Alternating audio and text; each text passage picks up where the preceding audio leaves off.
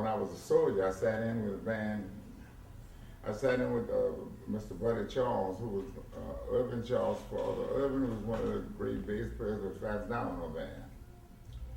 And but I come out of the service and I just was jamming, you understand? Just before I had a band or anything. So I just want to make it, clear to you. And I don't want to take all your time. And if I can give you a whole history about the dewdrop, I can. But you've been there, right? You've been to the dewdrop. I did what? You have been at the dewdrop. I mean, you did Almost go. lived there. It was a must that all musicians would go. We would jam all over, regardless of where we played it that night. We'd be 200 or 300 miles out. It was just a must to go to the dewdrop. All the musicians always went there before they went home. And jam sessions, that type of thing, something like that, you know. Why do you think all the musicians went to the dewdrop all the time? Well, at that time, the reason for that is because it was the only place where most of the musicians could go and jam with some of the great musicians that actually went there. So when did you perform there? I've only performed there maybe one time in my life. That was not my thing. I was at the Greystone. I started at the Greystone and stayed there for many, many years. I got out of the army and the dewdrop was already open. But I read that you actually checked out Alan Toussaint at the dewdrop. Well, we were actually friends, yeah. Well, actually, Alan and I were great friends, and what happened, I needed Alan to play some piano on some of my recordings, and that's how the association started. But he was instrumental in knowing more about the dewdrop than I do. Yeah, we spoke to him on Monday, and he spoke very highly of you, so that's why we wanted to speak to you as well. Well, I can understand that, yeah. So tell us about that event when you went to the dewdrop and you checked out Alan Toussaint. Just tell us a bit about that. No, it wasn't nothing like that. It wasn't whether he was playing anything like that. It wasn't nothing like that. I don't want to give you some false stuff because I really don't know too much about it. I just knew he was a very great musician. He performed, and Frank Pena referred him to me. Said, if you ever need a piano player, at that time I was running a recording company, Imperial Records company. And he said, if you ever need Alan, there's a great kid. And he was. Alan actually knew more about the dewdrop than I would ever know. Tell us about Frank Pena. You just mentioned him.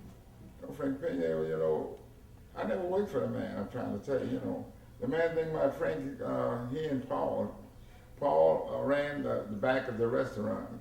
And any musician would come through there, I can tell you that, they would feed him. Paul was the guy that ran the restaurant that would feed all the musicians. Frank had a great hospitality for all the musicians that come from out of town and different things like that. And Ray Charles was one of those. I can't tell you much about Ray Charles because I was not one of the guys that hung around the dewdrop. I don't know why the young lady didn't tell you that, because we told him I was very limited to come to something like that.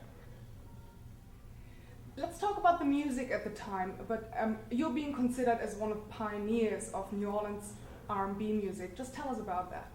Well, the only thing I can tell you about that is that I was a pioneer to a certain extent, but that is not true to a certain extent too. Paul Gayton, who was a great singer in New Orleans and had a band at the Robin Hood, and had a young lady who sang with him called Anne Laura. Her name was Anne Laura, and they were very successful together. They had records out before I even thought about making records. And they had a great following on top of that too. Can you tell us how R&B developed here in New Orleans? No, I can't. Okay. I can't tell you. I don't want to take, because it actually developed before me. I would say that I exceeded all expectations at the time when I started my band.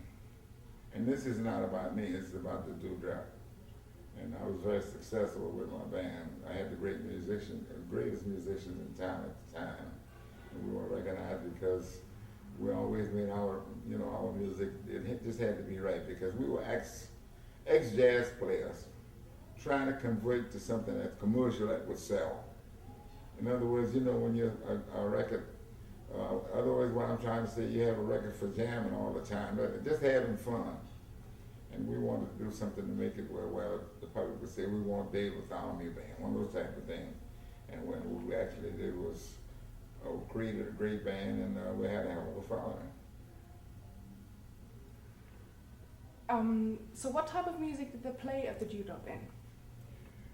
Well, I can't answer that. I think they played everything, rhythm and blues, if you want to call it at that time. I'm on show because they had Edgar Blanchett band worked there. And you had Brother Charles band played there. You had so many different bands played there, you know, and they were very receptive to the audience. I mean, they were great, and you would have an awful lot of talent that come with there, like singers. Larry Donnell was one of them, Annie Laurie was the other, and so many other guest singers that would be coming in. And they were very, very popular, and they were known for like bringing in great talent. I would say that Frank Penny would do that. Yeah, he was known for getting the big musicians there. Yeah. No, yeah, they were known for actually.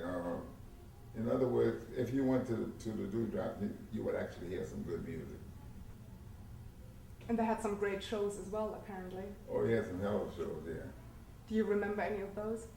Well, what happened, you know, technically, like I mentioned to you, you know, I probably go late. You know, I wasn't interested in shows. When we all get off, I would probably be 200 or 300 miles out of town, or I might be in Biloxi and trying to get back. You have to keep in mind that was during the time there was no interstate at that time. So sometime 100 miles would probably take 3 hours to get back. So it was one of those type of things. And I'm sorry I can't help you much more with that. That's all right. What about your dear friend Al Palmer? Al Palmer was my dear friend.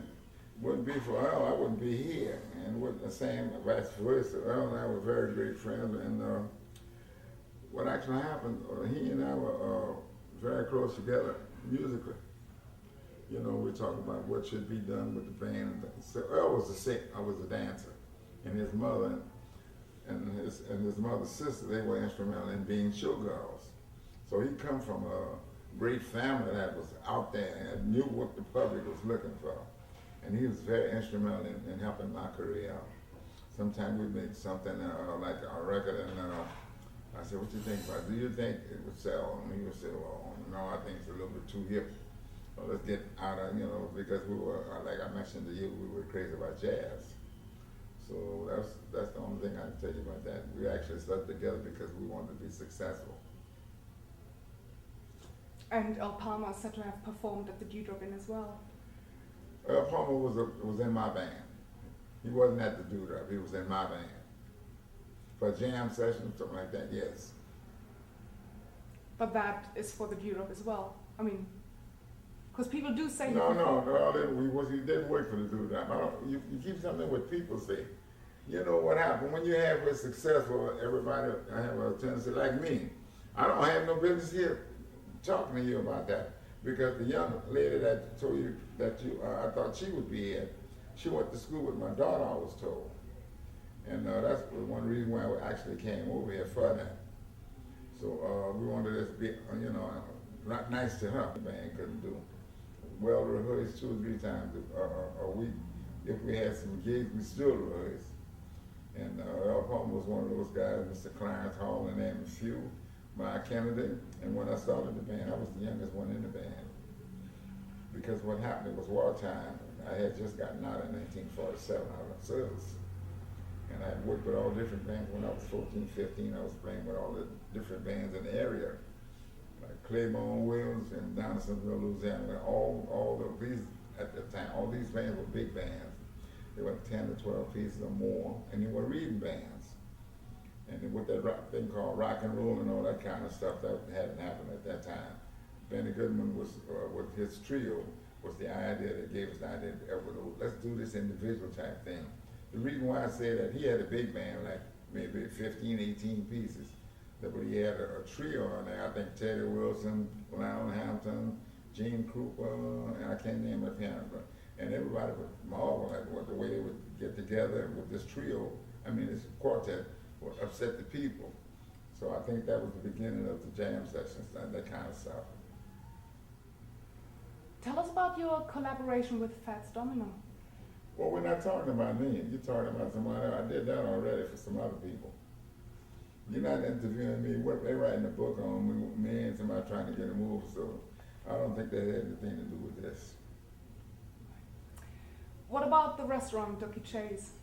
What importance does the restaurant have for that time? The important that it had because everybody, this was the only place that we could go and get a decent meal. And when we recorded, we would come here because he was always safe here. This was a safe haven in all time. And reason too, Mr. Chase also had a big band. So musicians like to be with each other. Tell us about Mr. Chase. All I can tell you about it is a great person, and Mr. Chase is okay, but his father was the originator, and his father would be hanging with us, different things like that, and he had a big band himself. So you couldn't ask for more hospitality than coming here. Everyone speaks highly of the restaurant, of the food, and as a hangout It place. always was, well, at that time it was a very small place to run in there. And you would think that it was always big like this, but it wasn't. But if you wanted to get some good food, be in a safe place, that type of thing, that's the way it was. What kind of songs do you associate with the 40s, 50s, and 60s of that era we were talking about? Oh, well, in other words, I really can't tell you what I associate with. Man, let me tell you one thing. I guess you know this. I see you instrumental in making moves and things like that. The main thing about it, you look at the audience and you're on the dance floor and you try to put your mind, if you're a producer, a writer, composer like me, and a band leader, you try to say, well, can I get somebody to put a nickel on at that time, most 5 cents, on the jukebox, on one of my records, sales, and if you see them dancing, a lot of things that people would be excited to dance on, they don't necessarily buy. I found that out. So the main thing, I would always concentrate on sales. And I would always use the best musicians that I could. If they wasn't in my band, like for instance, we get the great Lee Allen, who was a great saxophone player. And what I do, if I wanted him, what I would do, go to Lee and say, I wanted only a certain kind of gut bucket thing I'm doing, or it was sort of salmon or whatever it was. I had a little hardship for that. Or different guitar players. I didn't actually have just whatever I was doing, I would always try to get my musicians to fit that pattern. In other words, you can't get a rapper to sing a love song. I don't think so. A lot of them doing it to a certain extent, but I mean, that was just my theory on that. Could you name a few songs that are relevant to that era? No, you're talking about do-driving. I wouldn't want to get into that. As far as I'm concerned, it's irrelevant because they played the music, so I'm trying to, talk about some songs that are related to it. No, it actually spoke for itself. We had like Blueberry Hill, Fats Domino was an old standard that was made by the late Louis Armstrong. And I changed what is called the middle, but if you're musically inclined, a bridge. And things like that, I changed that around because I really didn't know the right chord structure. And all the time I was actually doing something that would make the public sing the rest of their lives. Right now, my thing is always, anybody that makes Blueberry Hill right now, what they do is put the bridge in there with the passing tone that I put in there in 1950. What about the neighborhood of the G-Drop Inn? I mean, how do you feel about it now? How do I feel about New Orleans now? How do I feel about Los Angeles? How do I feel about everything? How do I feel about New York? Been all those places. You must keep in mind, I'm in my 80s. I'm 80 years old, and I've seen the whole world change. That even goes for overseas. The kids all have things in mind that they want to do themselves, and I can't explain that to you to a certain extent. Everybody want to do their own thing. Number one, they asked me about the kids and everything, and the music and all that kind of stuff. Asked me about a rapper. I said, man, when this first come out 30 years ago, I have never said, it's not music, that's what I said. I've never been so wrong in all my life. Like some other people said about our music, we won in Las Vegas at the Flamingo. We're talking about almost 50 years ago. And a lot of people said we were packed and jammed. We were playing on the ball. That is not the start. A lot of people said that ain't no trash, but because they were used to listening to Frank Sinatra, Judy Garland, that kind of stuff. the movies at that time was the thing that was actually giving the outlet, to give the idea what type of music the public wanted. During the time, if you made a movie and you ran that tune all the way through the extent of the movie, when you left the movie as a person that wanted to just see a movie, and they played it enough, when you actually got out of it, you start singing it, because then it drilled it in your brain while you sat there for that hour or 2 hours. And we call ourselves doing the same thing. We want to put it on radio, so every time you turn around, the disc jockey is going to play it and play it. And eventually you're going to start singing. That was the idea. But if you don't like it, if the public don't like it, I don't give it, damn how many times you play it, it's not going to do anything. It's got to be catchy. Rap music, they make more money on one record than Fats Domino and I made in 50 years.